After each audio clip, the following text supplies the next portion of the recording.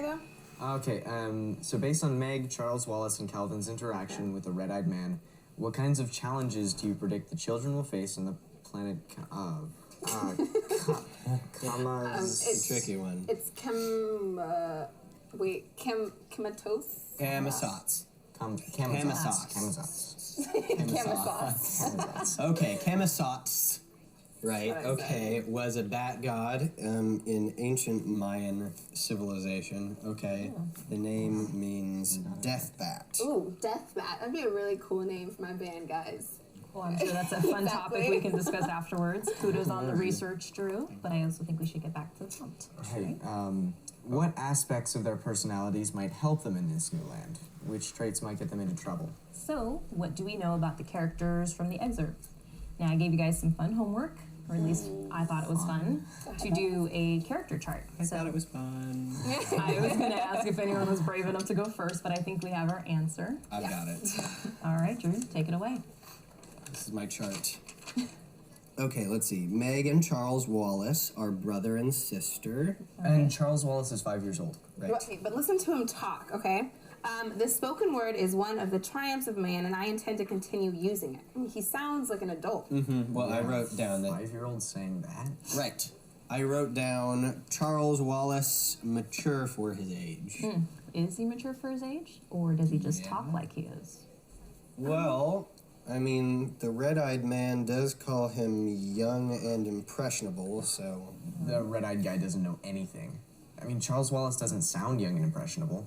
He sounds like my dad. Okay, but look at the next line, okay? Charles Wallace says, I intend to keep using it, the English language, especially with people I don't trust. Oh, yeah, standing up to old red eyes. I like it. Okay, so it would be safe to say that Charles Wallace is brave, gutsy. I'd say so. But hold on, Charles Wallace says these things, but then look at his actions, okay? His voice was shaking. Charles Wallace, who even as an infant had seldom cried, was near tears. You know, he was scared. Yeah, that's more like a 5-year-old. Yeah, for sure. Well, does that make him seem less brave? No, I mean, I think it's braver to do something that scares you, you know? And Charles Wallace is standing up to the red-eyed man, even though he's terrified of him. Okay, nice analysis. What about Meg? Meg is impatient. Meg is clumsy. Wait, clumsy? Yeah. With her inefficient flying tackle, she landed on him. She was so much larger than he that he fell sprawling, hitting his head a sharp crack against the marble floor. Okay, so yeah, that's clumsy, but it is also heroic. Okay, well, what about impatience, Drew? Where do you find evidence of that? Oh, she says so herself. Okay. Let's see. Meg did not tell the man on the chair that patience was not one of her virtues. Good job. For each description, you had an example. That's going to make your papers really strong. So, one more question. Do we think that Meg's traits are going to help or hurt her in Camazotes? Hurt. Hurt. Okay, Meg makes Red Eyes mad. I could very easily lose patience with you, young lady. Alicia, what do you think? Okay, well, I understand what Drew's saying, but I also think that Meg definitely has what it takes to survive Camazotes. Interesting, but we need evidence. So can you speak a little bit more about that? Well, she's a good older sister, and she loves Charles Wallace, and I think that's definitely important in this place. So, based on that, what about this place makes you think that love would be important? I don't know, just so cold and empty, like there's no love there whatsoever. That's a pretty specific claim, and you're going to need some evidence to back it up. So, what do you have? Okay, well, I don't know if this is evidence, but listen to Meg's description of the red-eyed guy. Meg looked up at the fiery eyes at the light pulsing above them, and then away. She was not sure exactly what the face really looked like, whether it was young or old, cruel or kind, human or alien. I mean, that's kind of creepy, right? Yeah, I don't think anybody loves this guy. Exactly, but Charles Wallace and Meg love each other, and maybe even Calvin. I think that's what makes them strong. You know, speaking of, I think it's time for my boy Calvin to step in. Oh my gosh. Calvin's your boy? Calvin doesn't do anything. He just stands there. Ahem. 407 years ago, our fathers brought forth on this continent a new nation conceived in liberty. Okay, so he recites the Gettysburg Address. I mean, what does that say about him? Well, it describes his voice as being angry. I mean, Calvin's taking a stand. So, Why do you think he chose that speech in particular? Maybe he needed something to drown out the red-eyed man? Well, there's got to be more to it than that. There always is, right?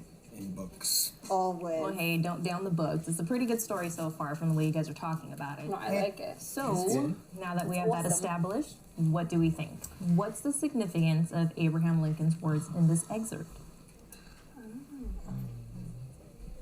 I don't have a good answer. Or any answer. Yeah, or any answer. All right, I will give you guys a lifeline. I see you're getting a little stuck, so I'll tell you what. I'm going to take 5. You guys go ahead and do a free write on the topic, or you can do a close read. It's up to you. Okay. Be right back. Free right. Okay.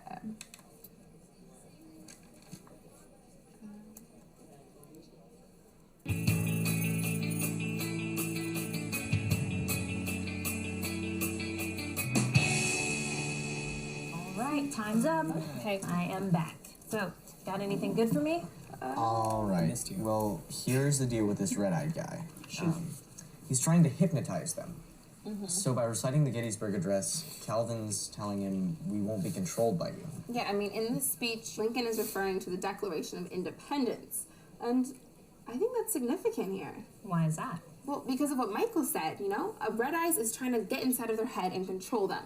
And that's like the exact opposite of being independent. Yeah, this dude had crazy mind powers. Yeah. Crazy.